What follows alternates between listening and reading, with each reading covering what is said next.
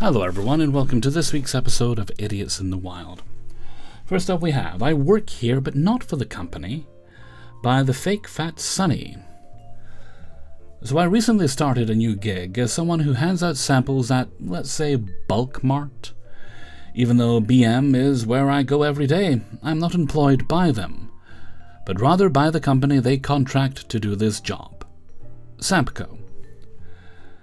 And most people who shop there aren't aware of that. They think we're just another part of Bulk Mart, even though our uniforms are noticeably different. All Bulk Mart employees wear an orange hat, we wear purple. We wear one solid color, they wear street clothes. But we get that one might think we have some knowledge of the store, so it's even mentioned and part of our training. We cannot leave our cart for any reason, unless it's for break, someone comes by to take over for you while you're gone, or to use the restroom. Break down the cart so no food is out and turn it so no one can get in. If a guest needs help finding something, our instructions are to have the person find a Bulk Mart employee or go to the front desk. We don't know the inventory or layout of the store beyond our personal knowledge and what we're selling for the day, and we're not responsible for helping the guests find anything. Again, not permitted to leave the cart, even to help the guests, although most of us try to give direction if we can. I have a minimum of 6 I don't work here interactions a shift. I get it at first glance, you see an employee and you're distracted trying to find whatever it is you need. Most of the time people realize the mistake right away, apologize, take a sample, and go on with their day, but the other day I finally met the exception. I was pushing my cart, complete with a mini oven taller than me, and I ain't no shorty, to my spot when a man stopped me, asked for some sort of smoothie bowl that I'd never seen or heard of. I said, "I'm sorry, sir, I have no idea because I'm not Bulk Mart side, but you could check along this section because this is where it'd be," and cut across me to say, "I've already checked through there," before starting to stomp away. I tried to apologize again, never apologize to these creatures, and direct him to services, but he just gave me a dirty look and said, "And you're not even going to help me find someone?" and stormed off. With a cart, an oven, and the frozen food I'm supposed to cook? No. Man, the audacity of the guy had me rolling all day. I told my manager about it, and she reaffirmed that I'm not to leave my cart unattended if possible, especially given that I had the oven. I hope he complained to guest services and they told him I did what I was supposed to. Thanks for listening. Story number 2 is entitled Mom Complains to My Manager About Me for Doing My Job, by Brucus Annis. This happened a few months back. At the time I was working at the mall. My company had opened this new exhibit that was this sort of interactive art experience. One of our rooms is essentially a giant artsy ball pit, because this was a mall and only so many renovations can be made on what's supposed to be a temporary place. This 4 feet deep ball pit was essentially a big safety hazard. The bottom of it was just concrete covered by a thin layer of carpet, so there was absolutely no jumping into the pit for safety. One day, when I was on lot duty, there was this family with a few kids, including a younger son. Before anyone enters the area, I am supposed to explain all the rules to them, including the no jumping rule. But this kid just runs past me and straight to the ball boy.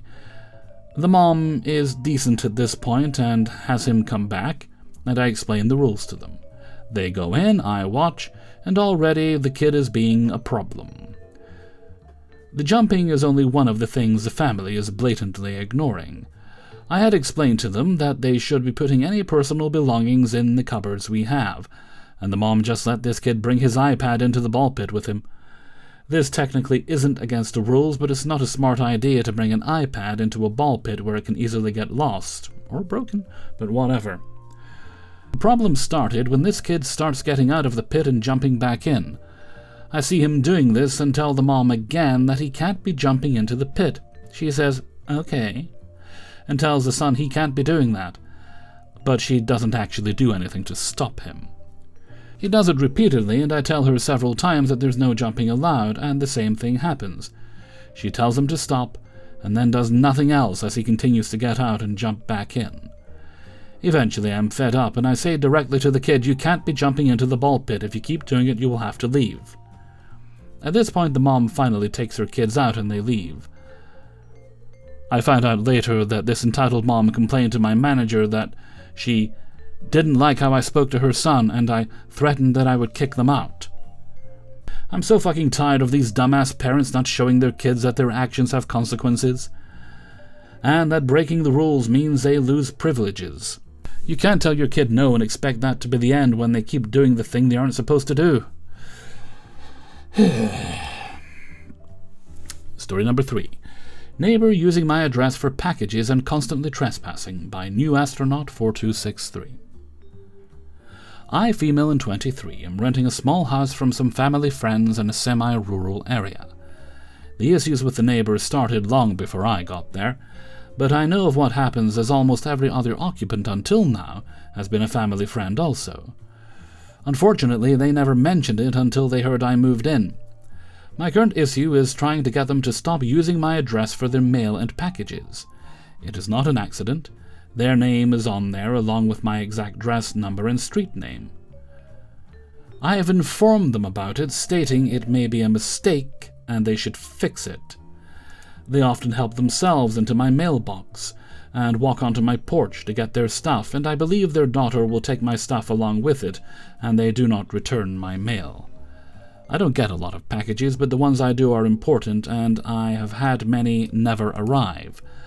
I recently got UPS informed delivery so I can see all that comes in. I want to have more proof before making a deal over something I don't have time and energy for. Now for the trespassing. Their daughter is in her 30s and has Down syndrome, and none of this mail and trespass is her fault. I blame it on the parents. She believes my house is hers and my car as well. I can respect a woman's dream to be independent, but my privacy should not be invaded as a result. The people who lived here before me often had the house unlocked, and she would walk in, "Ooh, no, thank you," start throwing things and screaming at them to get out of her house. The parents do nothing about it. Yes, those are called bad parents. She has not tried with me. Well, make sure you lock your door if you're inside. It may be different in summer, as I will need to have the door open to keep the house cool. Ooh, darn. I don't know what happened last time, but my landlord said it should be taken care of, and if she does it again, just call the police. I keep my door locked, and have not had an issue other than the daughter and the dog entering my car and playing around as it was airing out from me cleaning and vacuuming. However, there was a week where I did not have a car, and I heard them on my porch a few times while in the house. My landlords, who live next door, tell me when I am not home the mother, late 70s, will walk the daughter around my house, on my porch. They look in my garbage cans and windows. I am unable to afford a Ring camera, but a friend got me a live feed bird feeder I will be putting on my porch. You can actually buy Ring cameras used pretty cheap. Maybe worth looking into to see if you can fit it into the budget. I live on the edge of the easement they use as their driveway, and that somehow makes them feel entitled to the property. However, I am not part of the easement, as their property ends before mine begins. The front and back porches are dangerous for anyone not paying attention, and there are random holes in the ground because it is wetland on a hill. My landlords are in their 80s and retired.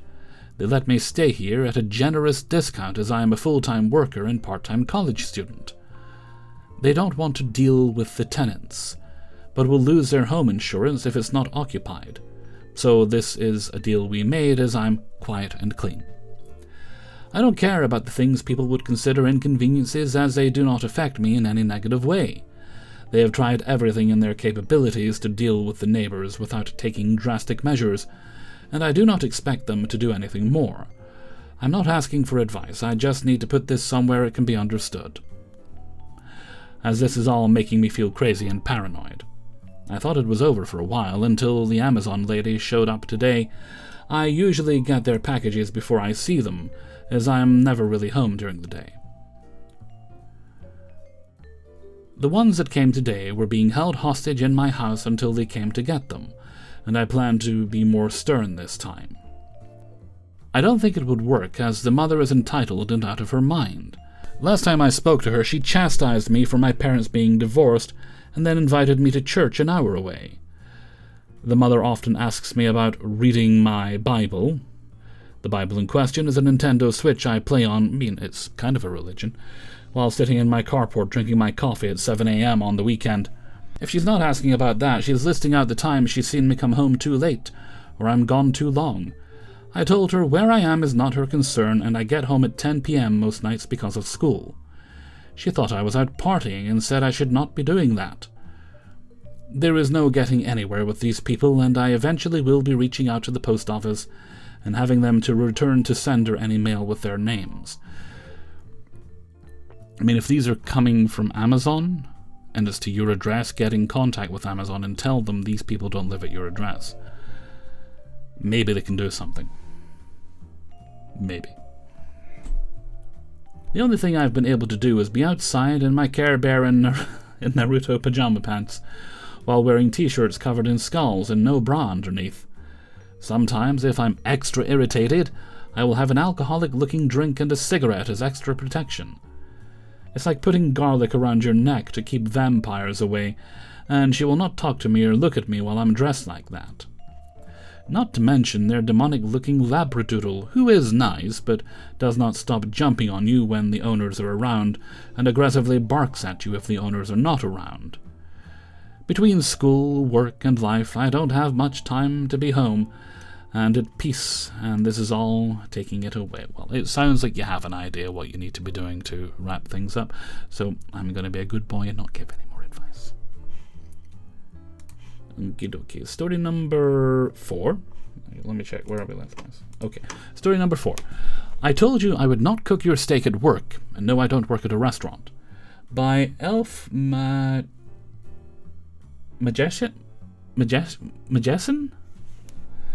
So last year I, 40 and female, jumped from being a registrar for my local school district to work a more hands-on position as an instructional health aide at a special needs facility. We have 2 main rooms, 2 bathrooms, a laundry room, and a little kitchen and dining room. The patients, that I'll call friends, are all severely mentally and or physically disabled, so we need a full staff in each of the 2 rooms to accommodate and get things flowing. It's a busy job, but I love my friends and the amazing staff that I work with. That is until we got a new friend in April who came with a contract aide, 75 male. We'll call him Mr. JN. Mr. JN was fine at first for the most part, only male among us female aides, so we girls were quick to lay out some boundaries, especially regarding the younger aides, while also being welcoming and helpful. Since I was older... Hang on, how old are you again? My God, I'm ancient. He seemed to latch on to me for guidance, and work-wise he needed a lot. He couldn't lift, a work requirement, got lost when transferring friends between specialists and activities, and was easily confused by new duties. The first week he also kept forgetting his lunch, so I'd buy him sandwiches or split my food. I'm friendly and helpful, and I wanted to help him in this new facility. We are in Arizona. He's from Chicago, so it was a change. Well, he started to get comfortable. That should have been a good thing. Then he started flirting with the staff. As we all know, young women love 75-year-old cock, especially when it's not rich. And honestly, I flirted with the girls too. I just made sure to protect our younger aides and made sure he understood when they were uncomfortable. Granted, he did try to take things too far with me, like patting his lap for me to sit. No thank you. No thank you, no sitting in it. Which I was quick to tell him wasn't appropriate. Or asking me for some of my lipstick, aka asking for a kiss. I just hand him my tube of lipstick and move on to my next task while he pouted. Well, you've got to put the lipstick on, right? Then he brought in a portable oven. At first we were excited. Every Friday we would do culinary to try to teach our friends how to cook. Our area has a small kitchen, no real oven, and the little toaster oven we have is pretty old. so Mr. JN offering to bring in his. I should have seen the red flag when he asked me for help bringing it in, and in his car is a fully boxed, brand new, full-on air fryer oven. I had to bring it in, set it up, and all that. Our lead insisted that he did not need to go out and buy a new oven, but hey, now we can bake cakes, so whatever, right? Anything for our friends. The next day, he brought in 2 packs of stuffed mushrooms. The man knows how to live.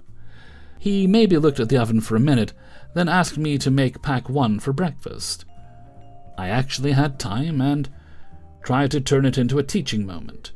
Then he demanded that I make pack 2 for his lunch. He was on break, but I wasn't. I told him that would be the last time I touched the oven, if it wasn't related to cooking for our friends. Red flag number 2 was him mumbling acceptance. 2 weeks go by. He's a little grumpy, but still personable, and I push the stuffed mushroom incident into the back of my mind. He then starts talking about bringing in steaks or pork chops for his lunch. I was vocal from the start that I would not make his food or even heat up meat. And yes, I was dumb enough to think that he was talking about a pre-cooked meal. So imagine my surprise when one Friday weekend before Mother's Day, he brings in a 1-inch thick, 10-ounce ribeye fully raw with butter and seasonings. When I spent my time in that kitchen with him, it was chasing after him with a bottle of Lysol because he brought raw meat to an area of medically fragile and mentally disabled friends. My job is busy and stressful. The sexual harassment wasn't great, but I shot it down and informed my team. But I had never felt so much stress than when a grown-ass man brought in a raw-ass steak for me to act as his personal chef. And yes, he did end up making his own steak during work hours, complaining about how unhelpful I was. Does he not realize he works there? And how he expected more of a workplace camaraderie from us ladies. Blah, blah, blah. Needless to say, thank goodness, he doesn't work there anymore. Sounds like it didn't from the beginning. But I don't think I'll be over his audacity for a while. Whew. Jeez, crazy. 5th and final story. I got yelled at because apparently it's my fault she's unbelievably stupid, by Crimson Cherry X. So I work at a tourist location, and the shop I work at is in the middle of 2 staircases, one that's very long and goes all the way up to a parking lot, 8+ minutes of walking, and the other that leads down a flight of stairs to a playground and cafe area. There's a big visible sign pointing and explaining which way is what, by the way, but most people choose to ignore it and ask us directly. I sometimes respond and sometimes just point them to it, depending on my mood and if I'm feeling tired or not. The woman arrived from a 3rd way by elevator and passed by us. She had a 4 or 5-year-old kid with her and was visibly pregnant.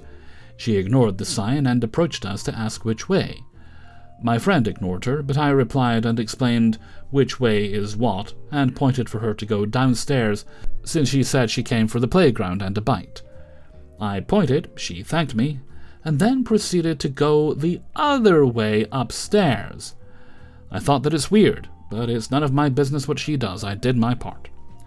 Like 15 minutes goes by and I'm stalking a shelf when I see her walking back down looking furious, heading straight to the shop. She then proceeds to literally scream at me that she's pregnant, no excuse for stupidity, and how dare I pull such a prank on a pregnant woman and that I'm cruel and heartless and a piece of shit. I was speechless at first because, what prank? Then I found my voice and told her that I didn't pull any pranks. I pointed her downstairs and told her that's the way. She went upstairs. How's that my fault? She literally tried to say that no, I pointed her upstairs to be malicious, and that she is going to get me fired. I was starting to get annoyed by her yelling and her annoying kid crying and wanted her gone, so I told her that the place is all under surveillance and to come with me to check the cameras and see that I did no such thing. She continued, yelling that she has no time for my lies and that she'll have my job. Lady, you're pregnant, you're not going to be working long. Since she's a complete bitch, I laughed in her face and told her I own the shop, and good luck. Well, you're not going to hire her then, are you? I don't. It's my parents, but whatever. Potato, potato. She literally hopped in place twice at that before she dragged her crying kid away back to the elevators where she first came from. How do these people even think? No. First mistake, assuming they think. How do these people even find a partner? People just as stupid and horny. Like, seriously, who actually looked at her, talked to her, and thought it'd be a good idea to reproduce with her? Condoms break, all I'm saying. And that brings us to the end of today's video. Big thanks to everyone who allowed me to use their stories. If you would like to support the channel, you can sign up for my Patreon page, which is linked in the description. $1 or more a month, whatever you're comfortable supporting, gets early access to all the videos at once on Monday. There's also a link to my merchandise store, which is over on Teespring, my Discord server, my Threads account, and my email is kingofthecities@gmail.com. You think I'd know that by now, if you'd like to contact me for any particular reason. That's everything for now, so until now, well, it's 6 a.m. I should probably go to bed, but I can't just roll into bed after working, so I bought some games during the Steam sale, so I'm going to go play Robocop for a bit. 30 minutes in so far, pretty decent so far. Looks good. So until next time, thank you very much for watching, and take very good care of yourselves. Bye bye.